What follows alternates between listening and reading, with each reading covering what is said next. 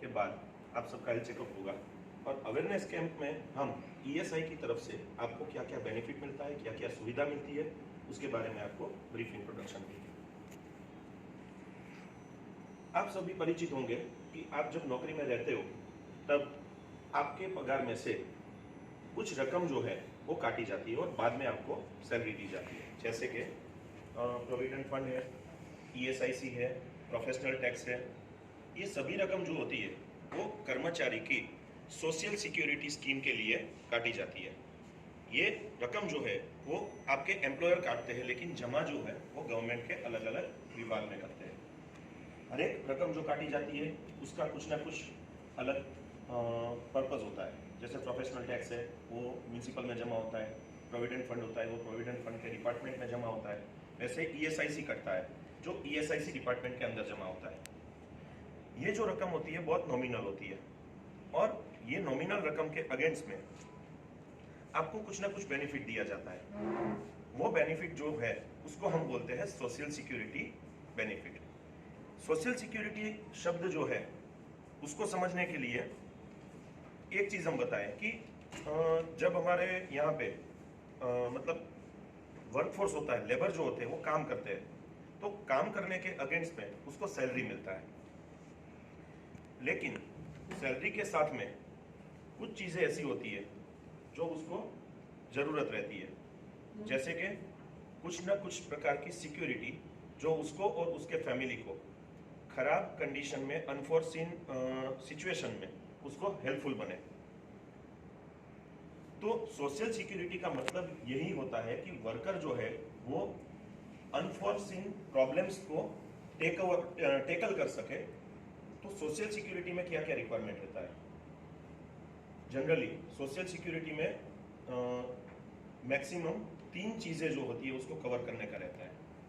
कोई वर्कर काम करता है, कोई पर्सन जो होता है उसको मेनली कौन कौन सी टाइप का नुकसान हो सकता है? पहला नुकसान है शारीरिक हानि।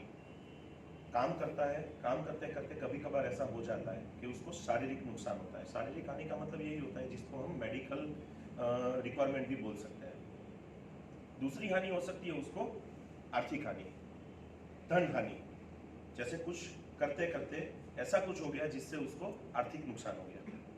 और तीसरी हानि हो सकती है कोई पर्सन को मान हानि, जैसे मैंने कुछ किसी को बोल दिया और उसको बुरा लग गया कि आपने मुझे अच्छा नहीं बोला। तो यहाँ पे ईएसआईसी, पीएफ, अलग अलग सोशल सिक्योरिटी स्कीम का पर्पज ही यही होता है कि जो वर्कर को ये जो हानि होती है ये हानि को हम कवर कर सके, कुछ ऐसा बेनिफिट देके, ऐसा कुछ कंपनसेशन देके ये हानि को कवर कर सके। एक चीज ऐसी है मान हानि जिसको हम कवर नहीं करते हैं, क्योंकि यूजुअली किस बंदे को कब ऐसा लगे कि मुझे मान हानि हो गई है वो हम पैसों में या किसी में हम माप नहीं सकते। लेकिन जो शारीरिक हानि और आर्थिक हानि है उसको हम मेजर भी कर सकते हैं और उसको हम कवर भी कर सकते हैं। आइडियली ईएसआईसी जो है ये दोनों हानि को कवर करने के लिए ही बना हुआ एक ऑर्गेनाइजेशन है, एक ऐसी संस्था है। ये जो संस्था है वो गवर्नमेंट ने लेबर मिनिस्ट्री, हमारा जो श्रम मंत्रालय है, श्रम एवं रोजगार मंत्रालय, उसके अंडर में फंक्शन करती है, इंडिविजुअल ऑटोनोमस बॉडी के रूप में बनाया हुआ है। पीएफ भी ऐसा ही एक ऑर्गेनाइजेशन, ऐसी संस्था है जो लेबर मिनिस्ट्री के अंतर्गत बना हुआ है। लेकिन पीएफ क्या कवर करता है? जब कोई बंदा है वो पूरे साल नौकरी करेगा तो उसको पूरे साल का जो पगार, महीने महीने जो पगार मिलेगा उसमें से कुछ बचत नहीं कर पाएगा। जितना घर जाएगा, मैं भी ऐसा ही करता हूँ, जितना पैसा घर जाएगा खर्च कर देते हैं। मैं खर्च नहीं करूंगा तो मेरी वाइफ खर्च कर देगी, राही देखती होती चलो सैलरी आई खर्च कर दिया। लेकिन ये क्या करता है कि आपका जब सैलरी होता है तब स्टार्टिंग में से ही कुछ पैसा काट लेता है और वो इसको इन्वेस्ट करता है, और जब आप रिटायर होंगे तब आपको वो पैसा रिटर्न मिलेगा, सूद। 2 चीज आपको मिलेगी। 2 चीज में क्या? एक है मेडिकल ट्रीटमेंट। मेडिकल ट्रीटमेंट जो है मतलब आपको कुछ भी शारीरिक हानि होती है तो उसको कवर करने के लिए हमारे पास, हमारे ईएसआई के कंट्रोल में डॉक्टर की पूरी एक टीम है, डिस्पेंसरी का एक नेटवर्क है, हॉस्पिटल्स का एक नेटवर्क है, प्लस प्राइवेट हॉस्पिटल्स के टाइप भी है। ऐसे टाइप्स है जिसके अंदर आप बड़ी बड़ी जो आपकी बीमारी है उसका ट्रीटमेंट आप कर सकते हैं। तो मेडिकल ट्रीटमेंट जो होती है वो किस लेवल पे कवर होती है, यहाँ पे 3 चीजें आपको ध्यान में रखनी है। 100% कैशलेस टू होल फैमिली, ये तीनों जो टर्म है उसको इंडिविजुअली अगर आपको एक्सप्लेन करो तो 100% का मतलब होता है आपकी जो भी बीमारी है उसका 100% लेवल तक ईएसआई ट्रीट करने के लिए बाध्य है। जैसे मुझे सर्दी, जुकाम, खांसी हो गई है तो वो भी ट्रीट करेगा, मुझे हार्ट अटैक हुआ है वो भी ट्रीट करेगा, मुझे कैंसर हो गया वो भी ट्रीट करेगा। कोई भी बीमारी जो है वो ईएसआई ट्रीट करने के लिए बाध्य है, मतलब 100% कवरेज। 100% कैशलेस। कैशलेस का मतलब यहाँ पे काफी लोग इसको मिसअंडरस्टूड करते हैं। कैशलेस का मतलब ये समझते हैं कि मुझे कुछ प्रॉब्लम हुआ है, बाजू में डॉक्टर है, मैं वहां पे चला गया, उससे मैंने सारवार ले ली, दवाई ले ली, उससे बिल ले लिया, लेके सीधा मैं डिस्पेंसरी चला गया ईएसआई की, और जाके बोल दिया कि भाई मेरा तो पैसा कटता है, एम्प्लॉयर पैसा भरता है, मेरे ईएसआई में नाम है, मुझे आप ये पैसा दे दीजिए। यहाँ पे एक गलतफहमी है। कैशलेस का मतलब ये हुआ कि 100% बीमारी जो है वो ट्रीट करेगा, लेकिन कैशलेस का मतलब ये हुआ कि ईएसआई के नेटवर्क के अंदर ईएसआई ने 3 टाइप का मेडिकल ट्रीटमेंट के लिए फॉर्मेशन बनाया हुआ है। पहला है प्राइमरी ट्रीटमेंट, सर्दी, जुकाम, खांसी, इसके लिए डिस्पेंसरी का एक नेटवर्क है। यहाँ पे 2 डिस्पेंसरी है, एक पटेल कॉलोनी में है, एक हमारे रोजी पेट्रोल पंप के पास है। वहाँ पे डॉक्टर्स बैठते हैं, डिस्पेंसरी इंचार्ज बैठते हैं। आपको कोई भी काम करना है, ईएसआई रिलेटेड कोई भी बेनिफिट लेना है, वो डिस्पेंसरी से शुरू होगा। मेडिकल बेनिफिट तो मैं आपको समझा रहा हूँ, दूसरे भी बेनिफिट है, उसके भी काफी सारे नॉर्म्स जो है वो डिस्पेंसरी से होके ही स्टार्ट होते हैं। तो डिस्पेंसरी इंपॉर्टेंट एक नेटवर्क का हमारा ईएसआई का एक एंट्री पॉइंट है। तो डिस्पेंसरी में आपको प्राइमरी ट्रीटमेंट मिल सकती है, दवाई भी मिल सकती है, ये सभी चीजें वहां पे मिलेगी। प्लस सेकेंडरी ट्रीटमेंट, अगर डिस्पेंसरी में कुछ ट्रीट नहीं हो पाया, जैसे वहां पे ऐसी चीजें होती है जिसमें सेकेंडरी में आती है, जैसे छोटा मोटी सर्जरी है, कुछ ऐसा लग गया है जिसकी कुछ ट्रीट ऐसी होती है जो डिस्पेंसरी में नहीं होती है, तो उसके लिए हमारी एक हॉस्पिटल है रंजीत नगर पोस्ट ऑफिस के बाजू में, प्रणामी सर्कल जो है, प्रणामी स्कूल के बाजू में बड़ी हॉस्पिटल है, 50 बेड हॉस्पिटल, जिसमें छोटा मोटा हॉस्पिटलाइजेशन भी हो सकता है। 50 बेड का हॉस्पिटल है, वहाँ पे एडमिट हो जाए, किसी होता है कभी वायरल फीवर हो गया, ऐसा कुछ हो गया तो 2 दिन के लिए एडमिट करना पड़े, पाइंस चढ़ाने पड़े, तो वो सब वहाँ पे हो सकता है। और तीसरा है super speciality treatment. Super speciality treatment ऐसी चीज है जिसमें बड़े बड़े ऐसे डिसीज है, जैसे कैंसर है, किडनी के रोग है, ब्रेन के प्रॉब्लम है, हार्ट अटैक है, ऐसे तो एक लिस्ट है पूरा, आई थिंक 34 डिसीज होंगे, एग्जैक्ट तो पता नहीं है, लेकिन ऐसे लिस्ट में जो इंक्लूड हुए सुपर स्पेशलिटी के जगह डिसीज है, अगर वो आपको होते हैं तो ईएसआई जो है वो अपने प्राइवेट टाइप, जैसे अपोलो, कृष्णा, साल, सेल्बी, वोकार्ड, स्टर्लिंग, ऐसी हॉस्पिटल्स जो है उसके साथ हमारे टाइप्स होते हैं। टाइप हर साल बदलते रहते हैं, अपडेटेड लिस्ट डिस्पेंसरी पे मिल सकता है। तो ऐसे हॉस्पिटल में आपको रिफर करके वहाँ पे कैशलेस आपको ट्रीटमेंट करवा सकते हैं। तो कैशलेस का मतलब ये हुआ। उसके बाद मैंने बताया टू होल फैमिली, ये एक इंपॉर्टेंट चीज है। कोई भी आप इंश्योरेंस प्राइवेट में अगर लोगे, मेडिकल लोगे, उसमें ये 3 चीज कभी कवर नहीं होगी। वो लोग 100% नहीं देंगे, काफी टाइम वो लिमिट कर देंगे कि ये रोग इसमें इंक्लूड नहीं होगा, सुसाइड कर लिया ये इंक्लूड नहीं होगा। कैशलेस भी नहीं करेंगे 100%, काफी टाइम रिम्बर्समेंट भी वो कराएंगे। लेकिन होल फैमिली ऐसी चीज है, इसमें काम कर रहा है वो बंदा प्लस उसका पूरा फैमिली। पूरे फैमिली में गवर्नमेंट का जो रूल है उसमें पति, पत्नी, बच्चे और माता पिता। हाँ, उसमें भाई बहन नहीं इंक्लूड होते हैं, चाचा चाची इंक्लूड नहीं होते हैं, साला साली इंक्लूड नहीं होते हैं, सास ससुर इंक्लूड नहीं होते हैं, वो एक अलग चीज है। लेकिन होल फैमिली में जो व्याख्या में आते हैं ये इतने इंक्लूड हो जाएंगे। तो ये एक अच्छी चीज है कि आपका पूरा फैमिली जो है वो मेडिकल एक्सपेंस से वो इंश्योर्ड हो गया। मेडिकल ट्रीटमेंट आपको 100 रुपया या 150 रुपया जो भी आपके पगार में से कटता है उसमें से पूरे फैमिली को कवर मिलता है, अच्छी बात है, बहुत बढ़िया बेनिफिट है। और ईएसआई को मैक्सिमम लोग जानते भी इसीलिए है कि ईएसआईसी मेडिकल ट्रीटमेंट देती है। लेकिन ईएसआईसी एक और चीज देती है जिसके बारे में थोड़ी अवेयरनेस कम रहती है, क्योंकि ईएसआई का फेस जो बोलते हैं ना वो मेडिकल साइड है, लेकिन उसके साथ में ईएसआई, मैंने बोला था ना 2 टाइप के बेनिफिट देती है, मेडिकल ट्रीटमेंट, मेडिकल बेनिफिट, दूसरा बेनिफिट है कैश बेनिफिट। कैश बेनिफिट क्या है?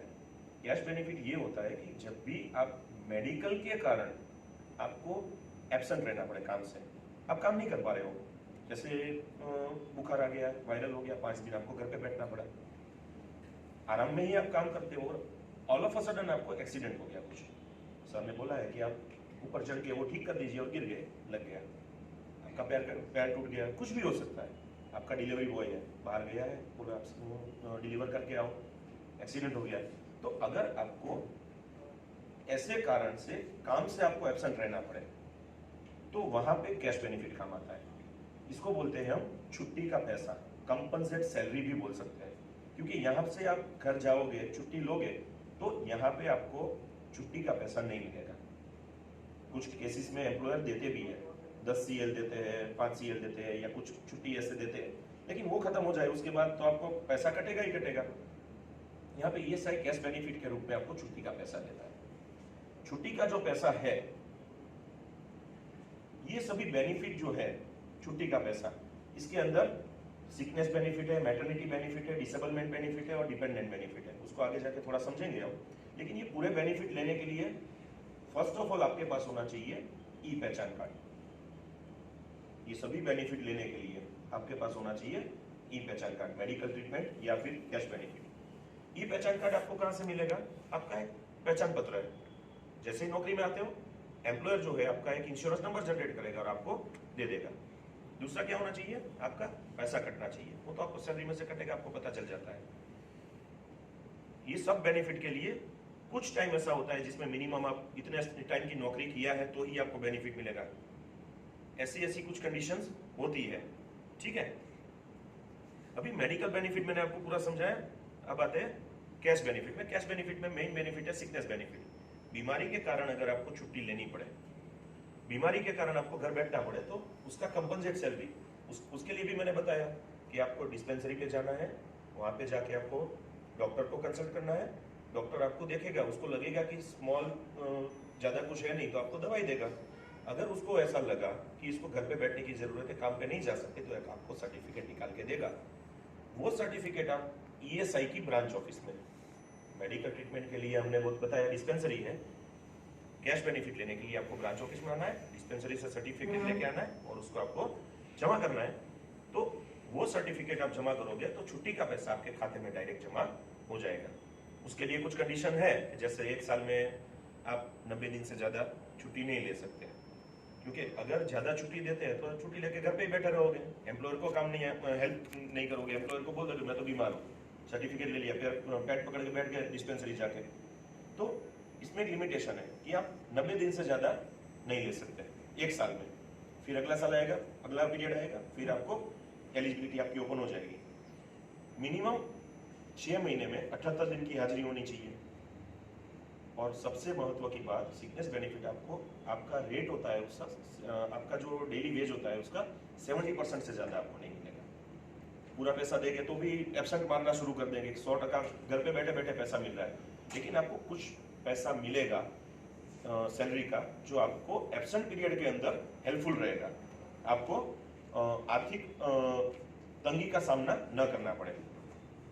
लेकिन काफी कबार ऐसा होता है कि ऐसी बीमारी होती है जो थोड़ी लंबी चले, कैंसर है या टीबी है, ऐसी बीमारी होती है जो लंबी चलते हैं, तो उसमें वहां पे 91 दिन का जो लिमिट है उसको हम रिमूव करके आगे कर सकते हैं। आगे डिस्पेंसरी सर्टिफाई करके देंगे, हमारे मेडिकल रेफरी सर्टिफाई करके देंगे कि ये लंबी बीमारी है, तो उसको हम 124 दिन से शुरू करके 730 दिन तक हम उसको पे कर सकते हैं। 91 दिन खत्म होने के बाद, तो 3 महीना खत्म हो गया, बीमारी लंबी चल रही है, सिकनेस बेनिफिट का एलिजिबिलिटी खत्म हो गया, तो उसको एक्सटेंडेड सिकनेस बेनिफिट देंगे और वो रेट भी बढ़ा देंगे, 70% की बजाय उसको हम 80% तक उसको देंगे, ठीक है। कंडीशन सबकी कुछ ना कुछ रहेगी कि आपका ये होना चाहिए, ये होना चाहिए। कंडीशन अगर फुलफिल नहीं होती है तो आपको मना कर सकते हैं। वो condition at the time of benefit वो चेक की जाती है, ठीक है। लेकिन मोटे तौर पे बताऊं तो 70% से आपको 80% और 91 दिन से 730 दिन तक, मतलब 2 साल तक आपको बेनिफिट मिल सकता है, मतलब छुट्टी का पैसा घर पे बैठ के आपको सैलरी मिल सकता है, ठीक है। उसके बाद कुछ कंडीशन ऐसी होती है जो सिकनेस में नहीं आती है, जैसे कि एक्सीडेंट हो गया, काम किया है, काम करते करते एक्सीडेंट हो गया और एम्प्लॉयर ने एक्सीडेंट रिपोर्ट सबमिट किया कि हाँ वो काम कर रहा था, उसका रूटीन जॉब कर रहा था और एक्सीडेंट हो गया, और एक्सीडेंट होने के बाद कुछ टाइम ऐसा होता है जिसमें आपको टेम्पररी डिसेबल रह के घर पे बैठना पड़े, तो वो कंडीशन के अंदर 70-80 नहीं 90% के रेट से आपको सैलरी मिल सकती है। आपका 100 रुपया सैलरी है तो 90 रुपया सैलरी आपको, और इसमें 90 दिन का कोई लिमिट भी नहीं है। सिर्फ कंडीशन इतनी है कि बंदा काम करते करते इंजर्ड हुआ हो। इसकी भी व्याख्या मैं आपको समझा दूं। काम करते करते मतलब आपके सुपीरियर ने आपको कुछ काम बताया है और वो कर रहे थे आप। इंटरनली आप झगड़ा कर लिया, उठा के पतीला उठा के दूसरे के सर पे मार दिया और वो बंदा इंजर्ड हो गया, तो वो इंजरी है लेकिन एम्प्लॉयमेंट इंजरी नहीं है, तो नहीं मिलेगा। तो उसको सिकनेस बेनिफिट मिल सकता है। इंटरनली सामने सामने कंप्लेन करे वो अलग चीज है। सिकनेस बेनिफिट 70% के हिसाब से कोई भी बीमारी में घर पे बैठ के भी बीमार हो गए मिलेगा, लेकिन डिसेबलमेंट का बेनिफिट इसमें कोई लिमिट नहीं है। 90 दिन, एक साल में 90 दिन मिलता है ऐसा कुछ नहीं है। जितने टाइम आप अनफिट रहते हो उतने टाइम आपको 90% के हिसाब से मिलता है। डॉक्टर के पास जाना है, डिस्पेंसरी पे सर्टिफाई कराना है, आके लोकल ऑफिस में जमा करना है और लोकल ऑफिस आपको पे करेगा।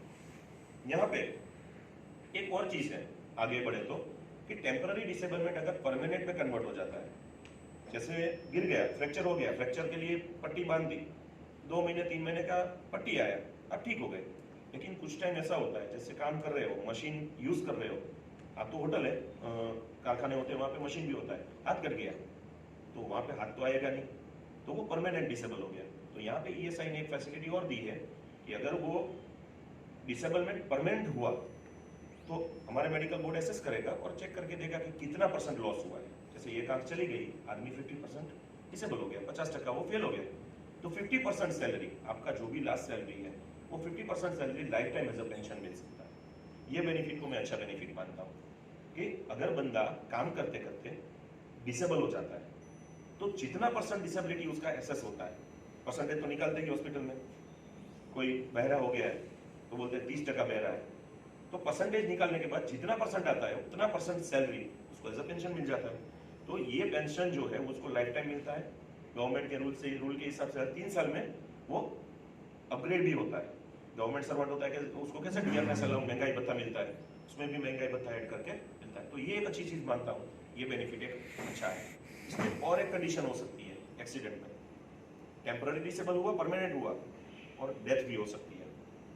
काम कर रहा है बंदा, काम करते करते कुछ ऐसा हुआ और वो बंदा मर गया, वहीं पे मर गया या फिर हॉस्पिटल गया, 1-2 दिन के बाद मरा या 1-2 महीने के बाद मरा, वो कोई मैटर नहीं करता, लेकिन वो एम्प्लॉयमेंट इंजरी के कारण मर गया। तो यहाँ पे एक चीज और है कि उसका पूरा सैलरी, जो उसका लास्ट ड्रॉन सैलरी था उसका 90%, पूरा मतलब आप 90% ही समझना, हर एक चीज में 90% सैलरी उसके फैमिली मेंबर को life time as a pension मिलेगा। ये एक चीज मैं बहुत अच्छी मानता हूँ कि मैं जिंदा हूँ, मेरे फैमिली को मैं पगार दे रहा हूँ कमा के, और अगर मैं मर गया तो भी मेरी फैमिली को कुछ ना कुछ पीछे मिलेगा। तो ऐसी सिक्योरिटी जो है वो ईएसआई दे सकती है।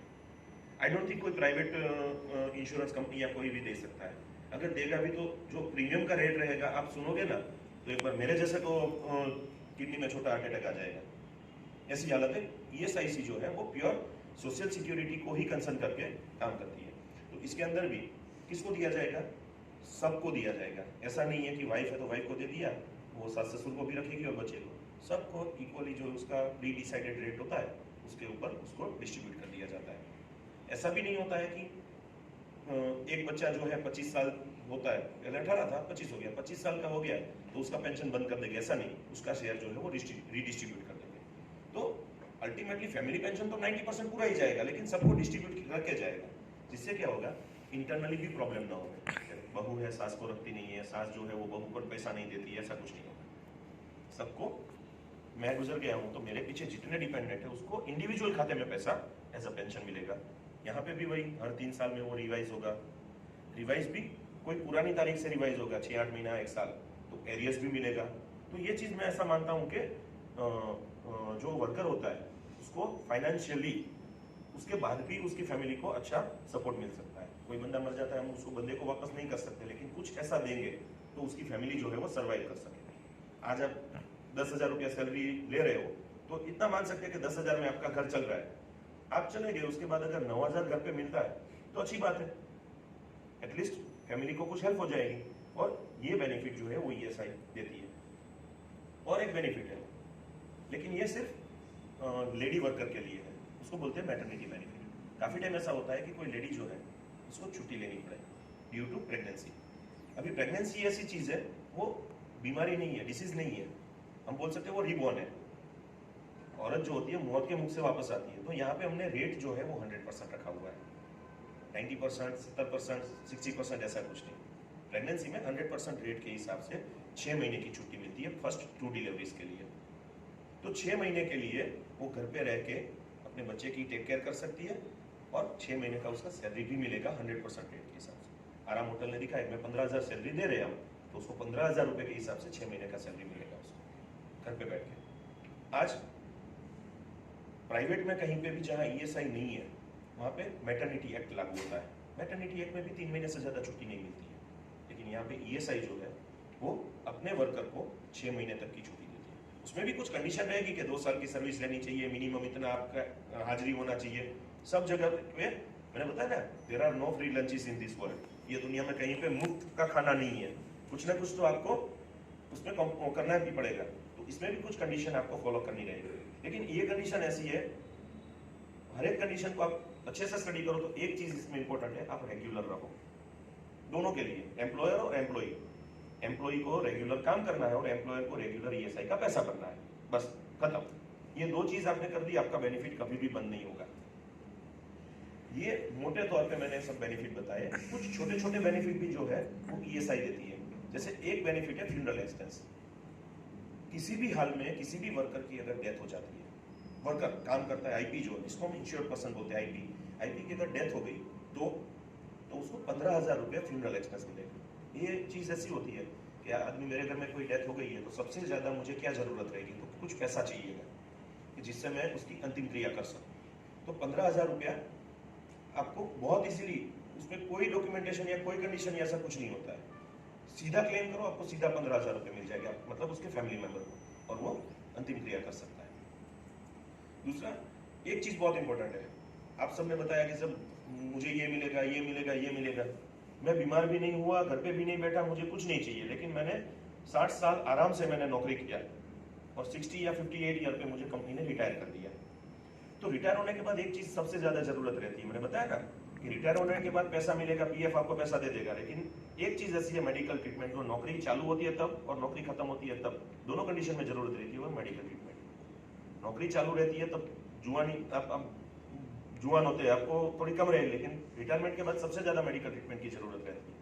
तो यहाँ पे ये एक बेनिफिट, बहुत अच्छा बेनिफिट दे रहा है, सिर्फ 120 रुपया साल का, ईयरली 120 रुपया भरो, महीने का नहीं बोल रहा हूँ, साल का बोल रहा हूँ, महीने का तो 10 रुपया ही हुआ, साल का 120 रुपया भरो, इसमें भी ज्यादा कुछ प्रोसीजर नहीं है, आगे भर दो, रिसिप्ट ले लो, रिन्यू करके कार्ड आपको दे देंगे।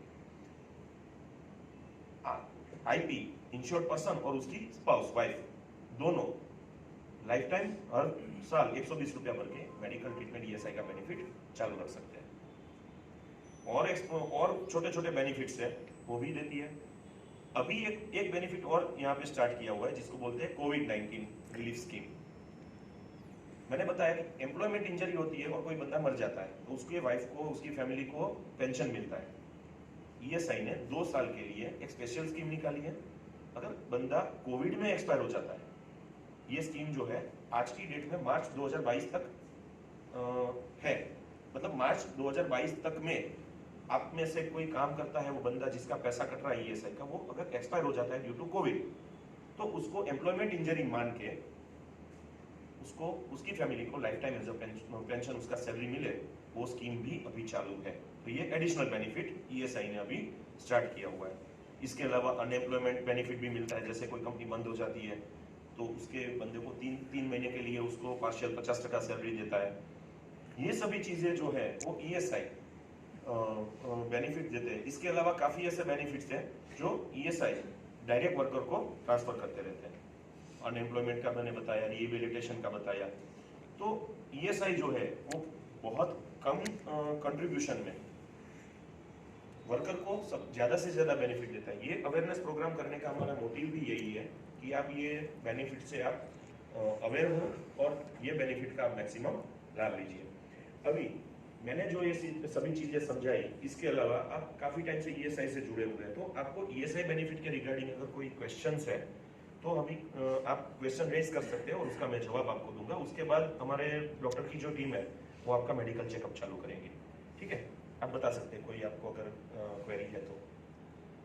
अभी आपने बताया होम डिलीवरी में सपोज कोई होम डिलीवरी वाला बंदा जा रहा है, हाँ ईएसआई यहाँ पे कंपनी में कट रहा है, लेकिन उसका एक्सीडेंट दूसरी जगह पे हुआ, हाँ, तो वो बेनिफिट उसको मिल सकता है? अच्छा क्वेश्चन है। 2010 तक ईएसआई ने इन हाउस एक्सीडेंट, मतलब जो आपकी प्रीमाइस है उसको ही वो एम्प्लॉयमेंट इंजरी में कंसल्ट करते थे, लेकिन उसके बाद 2010 या समथिंग उसके बाद कुछ अमेंडमेंट हुआ है जिसमें दो चीजें ऐड की गई है। अगर उसका रेगुलर ड्यूटी है, वो ट्रैवलिंग का है, जैसे होम डिलीवरी है, सेल्समैन है, बाहर जाते हैं, उसको भी एम्प्लॉयमेंट इंजरी में कंसीडर करेंगे। और दूसरा एक चीज इंक्लूड किया है, घर से आने का टाइम और घर पे जाने का टाइम।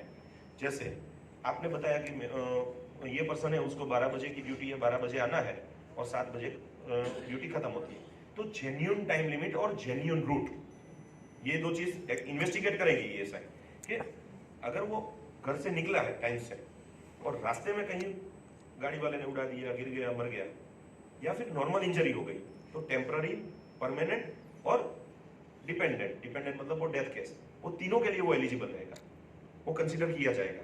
7 बजे शाम को छूटने के बाद जा रहा है घर पे, हाँ, जेन्युइन टाइम लिमिट और जेन्युइन रूट दो देखा जाएगा।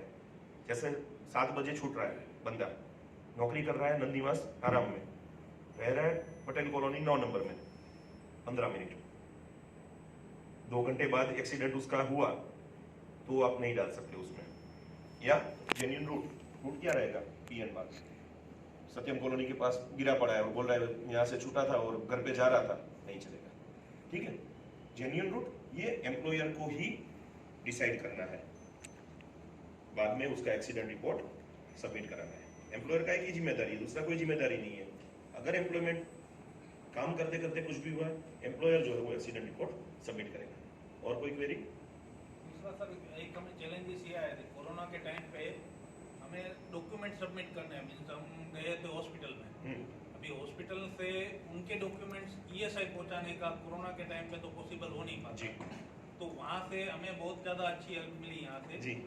ये डिस्पेंसरी है अपनी, बट वहाँ से फिर वहाँ डॉक्यूमेंट्स सबमिट करने में वो बहुत ज़्यादा चैलेंजेस आए।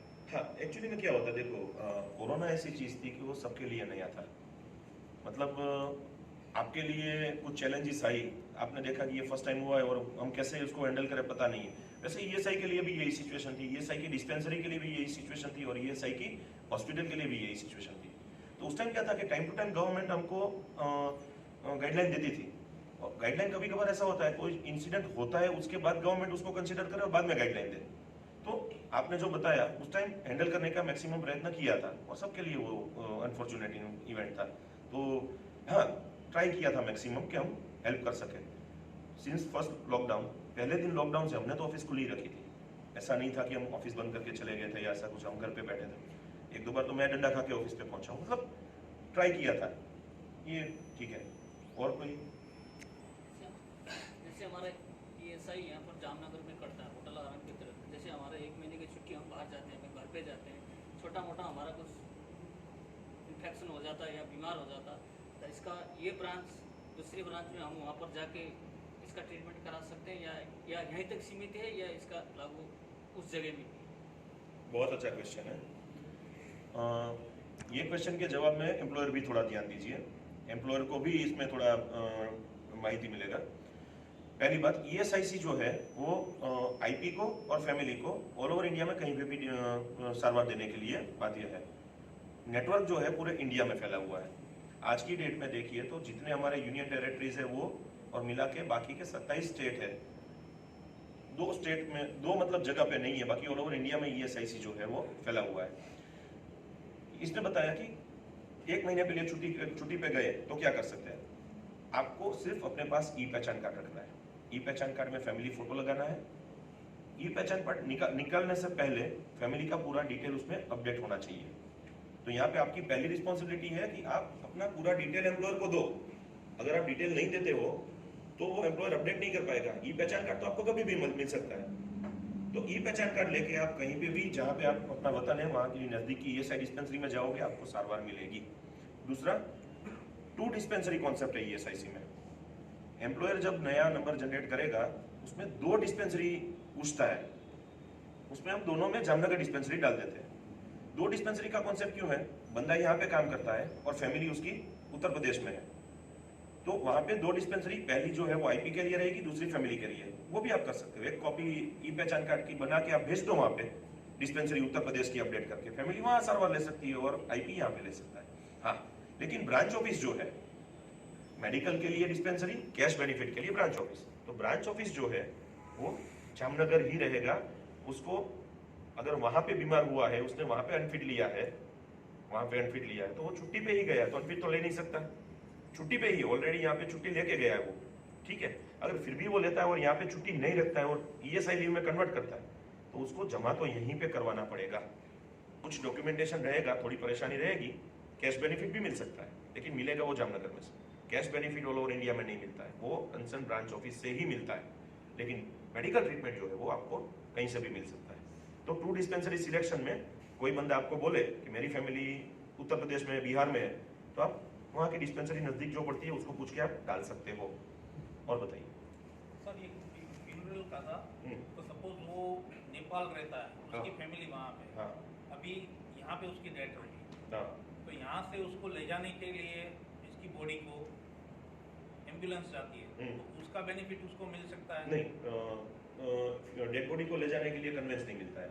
हाँ, कोई बंदा यहाँ से उसको दूसरी जगह पे रिफर किया है, सर मेडिकल साइड है, ये तो कन्वेंस आप अच्छे ना। यहाँ से अगर किसी को बीमार है और रिफर करते हैं तो उसका कन्वेंस तो देते हैं। उल्टा हमारे पास एम्बुलेंस है, एम्बुलेंस भी फ्री में हम उसको भेजते हैं। यहाँ पे हॉस्पिटल में एम्बुलेंस भी रहता है 24/7, वो एम्बुलेंस देते हैं, लेकिन डेड बॉडी के लिए नहीं मिलता है। एक बार आईपी मर गया, ईएसआई के साथ रिश्ता खत्म हो गया। अच्छा, तो बेनिफिट उसको, अगर बीमार है तो? हाँ, बीमार है तो उसको एम्बुलेंस देंगे। अहमदाबाद छोड़ना है, राजकोट छोड़ना है, तो हमारे पास हॉस्पिटल में एम्बुलेंस है ही, यहाँ पे परमानेंट रखा हुआ है। और अगर इमरजेंसी में सपोज किसी को कोई इंजरी हो गई, सपोज हार्ट अटैक आया, तो ये अच्छा क्वेश्चन है। तो उसके लिए कोई हॉस्पिटल में उसको एडमिट किया? देखो, मैंने एक चीज बताई आपको, 100% कैशलेस अनलिमिटेड वो वाला सेक्शन में बताया था कि ईएसआई में आपको ही जाना है, जाके बोलोगे रिइंबर्समेंट नहीं देगा। ये कंडीशन में अगर इन केस ऑफ इमरजेंसी कहीं पे भी लाइफ सेविंग केस में आपको लेके जाना पड़ रहा है कहीं पे भी, तो 24-48 घंटे के अंदर आपको डिस्पेंसरी पे रिपोर्ट भी करना है और वहां का डॉक्टर जो है वो सर्टिफाई कर लिखित में वो सर्टिफाई करना चाहिए कि वो लाइफ सेविंग केस में ही आया है। और वो सर्टिफाई करने के बाद हमारा डॉक्टर जो है वो एग्जामाइन करेगा स्थिति को। अगर वो लाइफ सेविंग केस रहेगा तो वो रिइंबर्समेंट के लिए क्लेम कर सकता है। यहाँ पे भी एक चीज है, रिइंबर्समेंट जनरली पूरा नहीं मिलता है, क्योंकि प्राइवेट डॉक्टर जो होते हैं वो ऐसे कुछ चार्जेस चढ़ाते हैं जो रेगुलर हमारे जो भी रिइंबर्समेंट होता है सेंट्रल गवर्नमेंट हेल्थ स्कीम के रेट के हिसाब से होता है। तो ये एक आपको ध्यान रखना है। कर सकते हैं, लेकिन आपको हमारे नेटवर्क में रिपोर्ट तो करना ही पड़ेगा। वो बोले वहाँ पे एडमिट है, उसका कोई रिलेटिव आके रिपोर्ट कर दे। रिपोर्ट सर सैटरडे हुआ और संडे को आपका वहाँ पे रिपोर्ट कहाँ करेंगे? हाँ, तो सोमवार को, क्योंकि डिस्पेंसरी या हॉस्पिटल 24/7, दिवाली के दिन भी बंद नहीं रहेगा, ईद के दिन भी बंद नहीं रहेगा। वहाँ पे ऑलवेज कोई एक डॉक्टर वहाँ पे रहता ही है। 24 आवर्स से बाद सैटरडे को हुआ, हाँ, तो 48 घंटे में बताया ना, 24-48 इसीलिए मैं बोला, सीधा 48 भी नहीं बोला, 24 भी नहीं बोला। जिस दिन छुट्टी आती है डिस्पेंसरी कभी 2 दिन बंद नहीं रहती। अच्छा, तो वो डिस्पेंसरी बराबर से ना सर, रिपोर्ट मत बोलो ना। तो वो रिपोर्टिंग कहाँ करना है? अगर सोमवार को दिवाली आती है और अगले दिन रविवार होता है तो दिवाली की भी छुट्टी डिस्पेंसरी को नहीं रहती है, डिस्पेंसरी चालू ही रहती है। चालू रहती 24 घंटे से ज्यादा कभी डिस्पेंसरी बंद नहीं होती है। फोटो प्रॉपर है ना सर?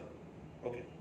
और सर चैलेंजेस ये आ रहे हैं कि जो मेरी फैमिली में मेरे मदर को लीवर का इश्यू हुआ था, तो वहाँ पे उन्होंने रिफर किया था 5 डेज का।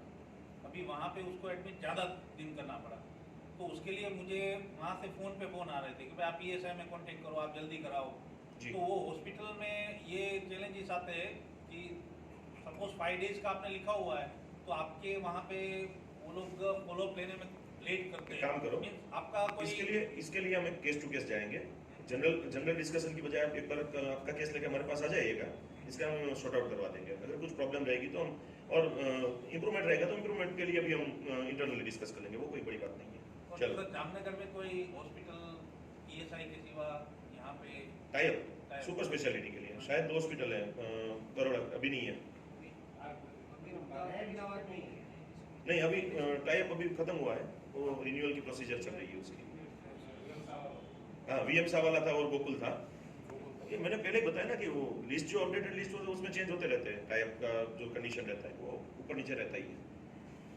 ठीक है, अभी मेडिकल चेकअप के लिए हम आगे बढ़ेंगे।